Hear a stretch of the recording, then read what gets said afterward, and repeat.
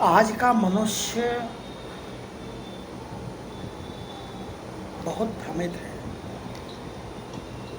जरा सा भी कोई दुख तकलीफ होती है तो वो डॉक्टर के यहाँ भाग जाता है, जरा भी कोई तकलीफ होती है निरंतर होती रहती है तो ज्योतिषियों के पास, पंडितों के पास। वो भी बहुत सारे हो गए हैं, वो भी बहुत सारे हो गए हैं। अब देखिए, कभी गुरु पूर्णिमा आएगी इसी महीने, 10, 12, 15 दिन के बाद।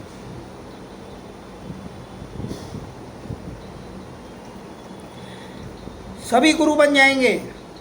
यहाँ तक कि योगा टीचर जो होगा ना आपका, वो भी चाहेगा कि ये मेरे को अपना गुरु माने और कुछ मेरा सत्कार करे, कुछ मेरा सम्मान करे।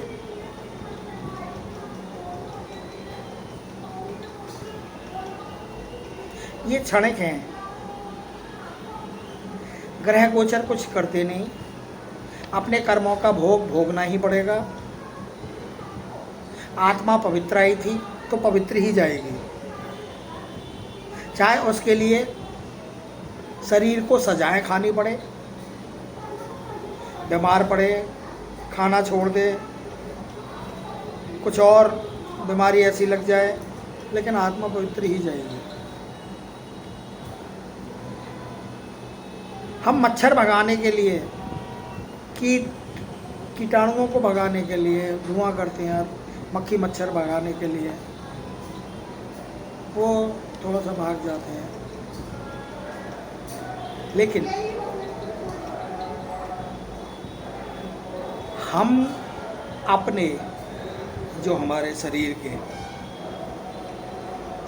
विकार हैं उनको भगाने के लिए हम कोई प्रयास नहीं करते, हम उसमें लिप्त हो जाते हैं, घूम जाते हैं।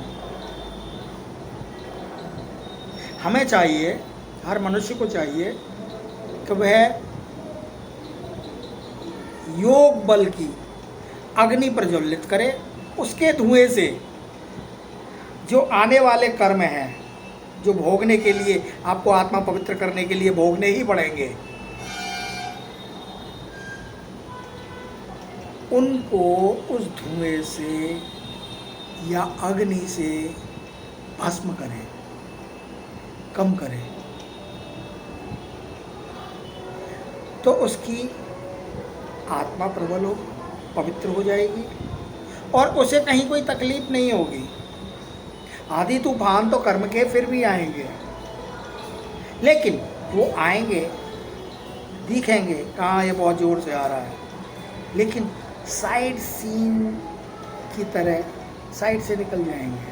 हम कहीं यात्रा करते हैं, ट्रेन में बैठते हैं, सफ़र कर रहे होते हैं, बस में बैठते हैं या हवाई जहाज़ में बैठते हैं, तो हमारे आँखों के सामने सीन आते रहते हैं, सीन आते रहते हैं, नए नए सीन आते रहते हैं। तो बाकी जो सीन देख लिए वो हम पीछे जाते रहते हैं। तो ये ज़िंदगी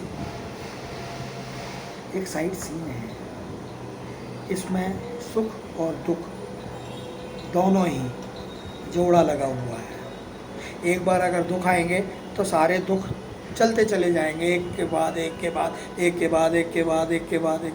ऐसे ही जब सुख आएंगे तो आप मिट्टी में भी हाथ लगाओगे तो सोना हो जाएंगे।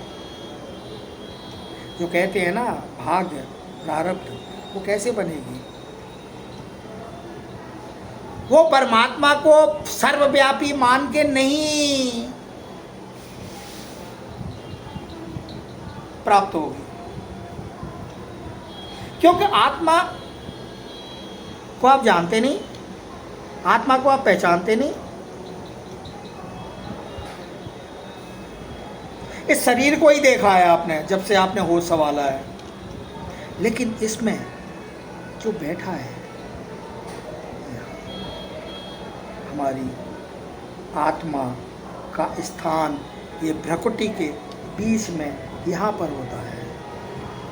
आपने ओशो वालों को देखा होगा ना कि वो यहाँ पे ये टीक वो लगा के, अंगूठा लगा के और पता नहीं क्या मुँह से करके और उसको लिटा देते हैं और वो नाचने लगता है या बेहोश हो जाता है।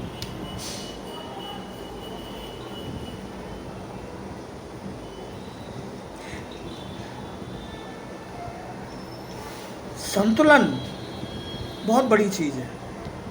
आपके पास अगर पवित्रता है, आप अगर पवित्र हैं, सच्चे हैं, कहते हैं ना कोई कोई मनुष्य अरे बड़ा देवता स्वरूप है, क्योंकि दैवी गुण उसके अंदर हैं।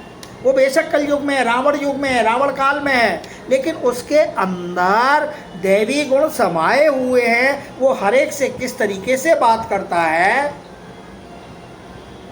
सब उसको देख के कितना प्रसन्न होते हैं। ओम शांति। जय श्री बाबा।